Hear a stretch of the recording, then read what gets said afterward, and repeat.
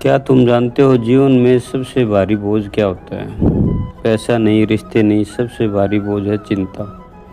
मज़े की बात यह है कि ये बोझ कोई और नहीं देता, हम खुद ही उठा लेते हैं। जो बात अभी हुई नहीं उसके लिए मन पहले ही डरने लगता है। जो घटना आई ही नहीं उसके लिए मन कांपने लगता है। और जो दुख अभी हुआ ही नहीं उसके लिए मन पहले ही रोने लगता है। यही मन का सबसे बड़ा जाल है। मन वर्तमान में नहीं जीता, जो हर पल किसी अनदेखे कल की छाया में भागता रहता है। और जब तक मन भागता है जीवन छूटता है। चिंता का अर्थ अभी को खोकर कल के भय में बस जाना। चिंता का अर्थ जो मिला है उसे भूल जाना और जो नहीं मिला उसके पीछे रोते रहना। मन कभी संतुष्ट नहीं हो सकता क्योंकि इसका भोजन ही बेचैनी है।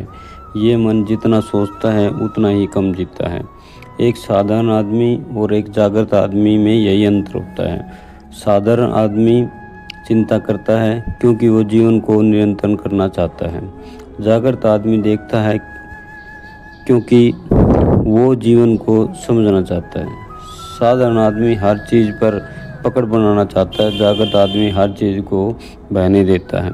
साधारण आदमी कहता है कि सुरक्षित रहना चाहता हूँ। जागृत आदमी कहता है मैं सचेत रहना चाहता हूँ। और सचेत मन ही सच्ची सुरक्षा है क्योंकि जो देख रहा है वही जाग रहा है। चिंता छोड़ते सबसे पहले सांस बदलती है।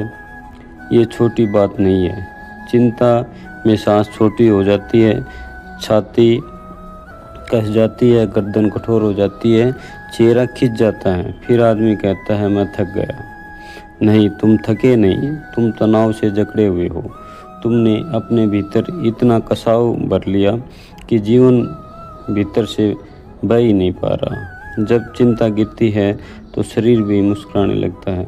चलने में हल्कापन आता है, बैठने में शांति आती है, सोने में गहराई आती है, खाने में स्वाद आता है और बोलने में मधुरता आने लगती है।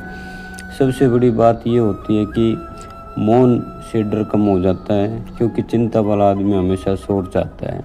उसे अकेलापन काटता है, उसे चुप्पी डरा देती है, उसे अपने ही भीतर सहना ऐसा नहीं लगता है क्योंकि भीतर बहुत शोर भरा पड़ा होता है।